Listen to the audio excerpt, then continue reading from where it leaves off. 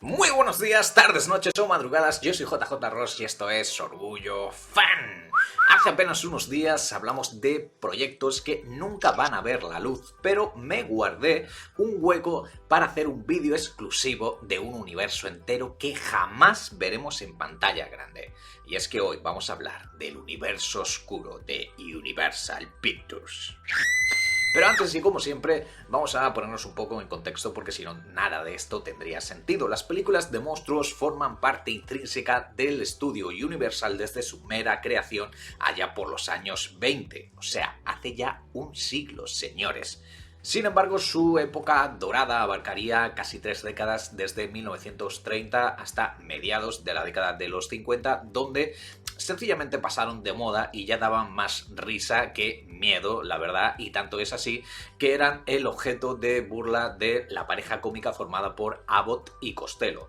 Drácula, Frankenstein, la momia, el fantasma de la ópera, etcétera, etcétera. Personajes que encumbraron a actores como Boris Karloff, Bela Lugosi o Lon Chaney, tanto el padre como el hijo. Tuvieron que pasar muchas décadas, hasta mediados de los años 90, donde de nuevo volvieron a tener un repunte estas películas de monstruos, pero paradójicamente no fue gracias a Universal, sino a un único hombre, el director Francis Ford Coppola, quien en 1993 estrenó con gran éxito internacional Drácula de Bram Stoker y al año siguiente produjo también Frankenstein de Mare Shelley, aunque el director de esta última fue Kenneth Branagh, quien además también interpretaba al Doctor con Robert De Niro encarnando al monstruo. Versiones ambas que se consideran como las más fieles hasta la fecha de los relatos originales. Esto le dio la idea a Universal de que realmente era el momento de desempolvar sus viejos monstruos del armario y así aprobó la luz verde para la versión mucho más moderna y acercada a las películas de aventuras del tipo Indiana Jones que el realizador Stephen Sommers tenía sobre el personaje de la momia, película que se estrenó en el año 1999 y que sin duda consiguió congraciarse con la audiencia, pues le siguió una secuela directa, un spin-off, El Rey Escorpión, y la intención de hacer lo propio con el cazavampiros Van Helsing, que también dirigió Stephen Sommers, pero que no funcionó de igual manera. Esta franquicia, la de la momia, se completa con una tercera entrega tardía y, para mi gusto, innecesaria, más además una serie de secuelas también sobre el mencionado personaje de El Rey Escorpión, las cuales fueron directas al mercado del video doméstico y del DVD. La última aportación que Universal hizo a esta era de remakes fue una nueva versión de El Hombre Lobo que contaba con un lujoso reparto encabezado por Benicio del Toro y Anthony Hopkins, aunque desgraciadamente fue un pequeño fracaso en la taquilla. Pero todo cambió para el cine de monstruos en particular y para Hollywood en general con el estreno en 2012 de la primera película de Los Vengadores. Bueno, en realidad ya venía cambiando desde hace tiempo, desde más concretamente la formación de Marvel como estudio independiente de cine en sí mismo. Y las primeras entregas de Iron Man, Capitán América, Thor, que demostraron que efectivamente estaban trasladando el universo interconectado creado por Stan Lee y Jack Kirby del papel a la pantalla grande. Y me gusta recalcar esto, lo de que la creación del universo interconectado, esto que está tan de moda ahora, fue una creación de Stan Lee y Jack Kirby porque realmente fue un concepto completamente original ideado por ambos autores a mediados de la década de los años 60. Los cómics de superhéroes con Batman y Superman a la cabeza ya llevaban 30 años publicándose en la distinguida competencia, es decir, en DC Comics, pero eran historias completamente independientes y sin ninguna relación entre sí que se reseteaban al final de cada aventura. Fue Stan Lee y Jack Kirby quienes crearon esto de que todas las historias tuvieran lugar en el mismo universo, que los personajes interactuasen entre sí y en general el concepto de la cohesión. Pero bueno, esto en realidad nos daría tema para otro vídeo. Volvamos al punto. A raíz de las películas de Los Vengadores y sobre todo con el pastizal que estaban ganando, todos los grandes estudios de Hollywood se apuntaron a esto de los universos interconectados o expandidos o como los queráis llamar, y lógicamente Universal también quería el suyo propio. ¿Con qué? Bueno, con los personajes que tenían más a mano, esto es con las películas de monstruos. Fue así como nació el Dark Universe de Universal Pictures, y en el año 2014 tuvimos Drácula Untold, Drácula la leyenda jamás contada, protagonizada por Luke Evans como el nuevo conde vampiro, película que, no obstante, y para ser honestos, ya tenía luz verde desde antes de que Universal se le ocurriera todo esto del universo oscuro. Sin embargo, ya que estaban en pleno proceso de esta creación, pues añadieron una escena postcréditos donde se veía al personaje en nuestros días, es decir, en el presente. Y así, de alguna forma, pues ya lo tenían relacionado, era la primera piedra para construir este universo. La lástima es que la película no funcionó muy bien en taquilla y las críticas tampoco fueron como para tirar cohetes.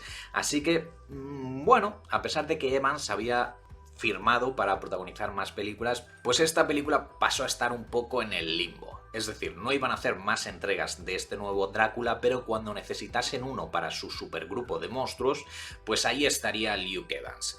Porque sí, la intención de Universal era hacer una película de cada uno de estos personajes clásicos para después unirlos para combatir a una amenaza común. Una especie de Los Vengadores, pero de monstruos, para lo cual contrataron a Alex Kurtzman, un productor que ya tenía experiencia en este tipo de franquicias como en la de los Transformers o Star Trek. Contrataron a Danny Elfman, el compositor de las bandas sonoras habituales de Tim Burton, para la composición de un tema central del Dark Universe, y a lo largo de los siguientes meses se fueron lanzando todo tipo de rumores que ahora repasaremos brevemente, aunque oficialmente, es decir, firmados por contrato, solo estaban los proyectos de La Momia, protagonizada por Tom Cruise, El Hombre Invisible, que iba a encarnar Johnny Depp, y la nueva versión de La Novia de Frankenstein, que hubiera contado con Javier Bardem como el monstruo de Frankenstein y presumiblemente con Angelina Jolie como su novia, aunque bien es cierto que esta última no llegó a firmar dicho contrato.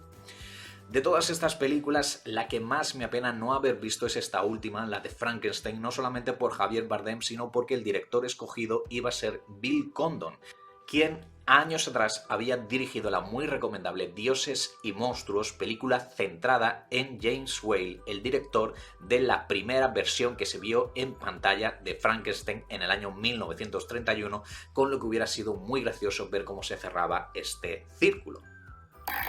Pero, como os hablaba, se llegó a hablar de muchas más películas. Por ejemplo, una nueva versión de El Hombre Lobo, con Dwayne Johnson encarnando al licántropo, y nuevas versiones tanto del Fantasma de la Ópera como del Jorobado de Notre Dame, como de La Criatura de la Laguna Negra. De hecho, esta última película estuvo siendo desarrollada por el director mexicano Guillermo del Toro, quien, cansado de este Dark Universe y de tener que tener tantos procesos y esta interconexión y de ver en general cómo se iba alargando los plazos, acabó transformando su proyecto en la oscarizada La Forma del Agua.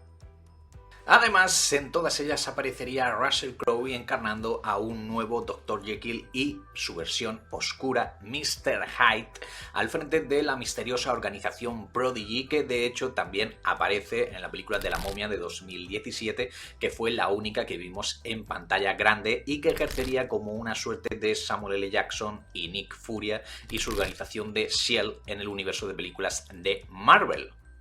Pero claro, todos estos proyectos, incluyendo la película conjunta de todos estos personajes, estaba supeditada al presumible éxito de la primera entrega de La Momia. Y todos sabemos cómo acabó aquello.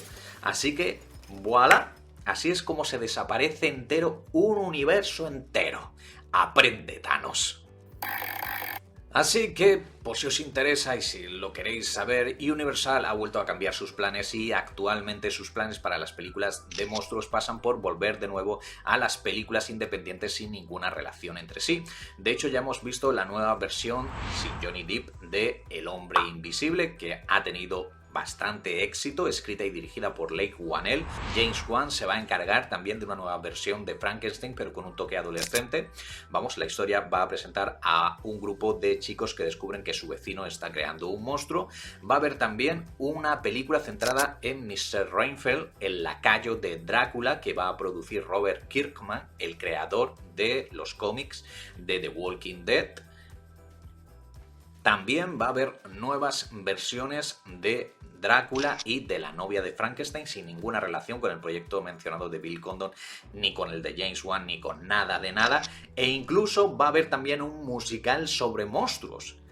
Y también, de alguna forma, vamos a ver esa película conjunta que además su título, Dark Army, Armada Oscura, hace referencia, es un guiño al universo nonato del propio estudio.